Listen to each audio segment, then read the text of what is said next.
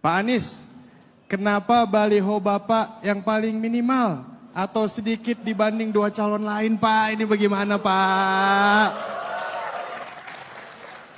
Silakan, Bang.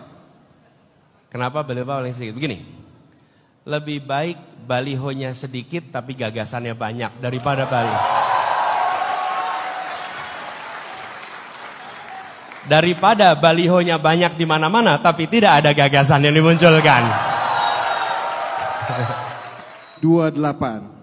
Pertanyaannya adalah, ini karena pemuda-pemuda Sumut itu kan maunya yang konkret, Pak.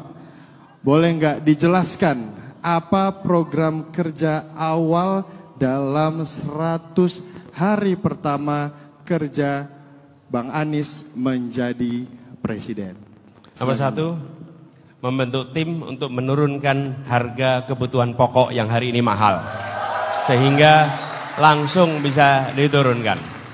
Yang kedua, membentuk tim dan langsung kebijakan supaya pupuk bagi petani dan mereka yang berada di perkebunan tersedia dengan harga yang murah dan pasokannya tersedia.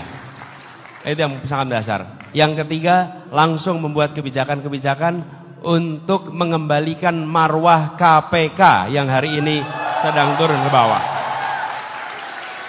Kemudian yang keempat, kami akan menyusun sebuah tim untuk melakukan pengkajian atas IKN dan atas food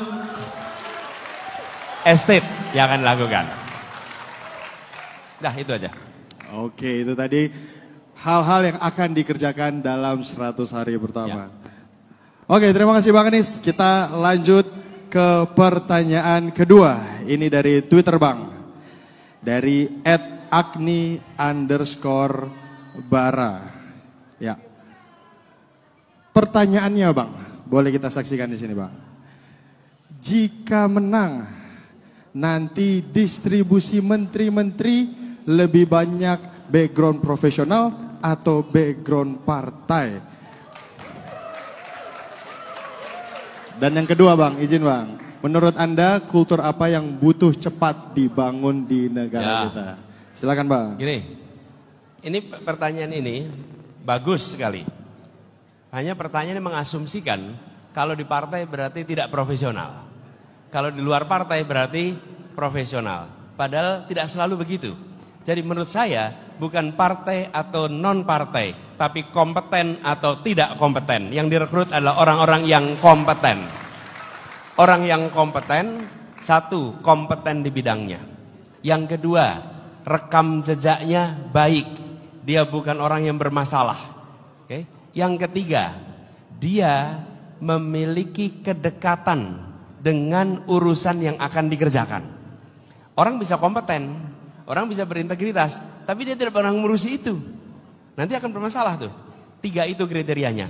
Baik itu dari partai atau non partai, dia adalah anak Indonesia yang punya kesempatan yang sama. Yang penting 3 persyaratannya terpenuhi. Dari situ kita rekrut untuk menjadi anggota kabinet untuk bekerja bagi rakyat Indonesia.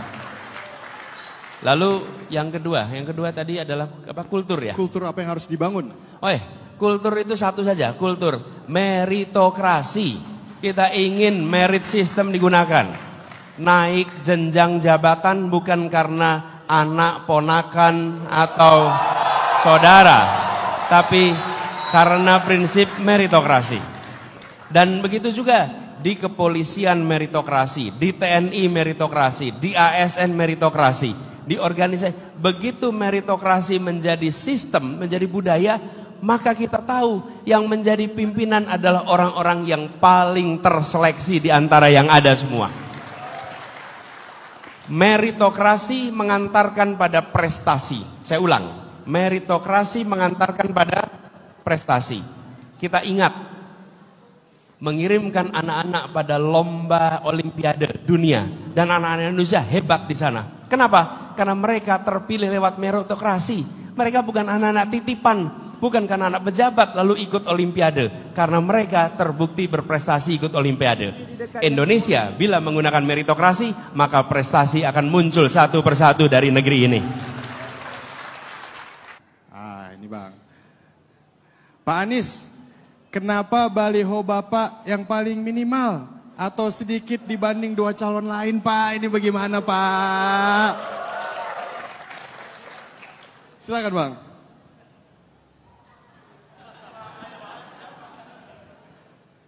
Kenapa baliho Bapak, hilang tulisannya. Kenapa baliho Bapak paling sedikit? Begini, lebih baik balihonya sedikit tapi gagasannya banyak daripada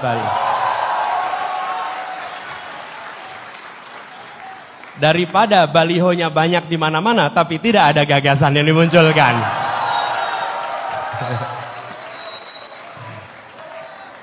Dah, cukup 15 detik jawabnya, selesai.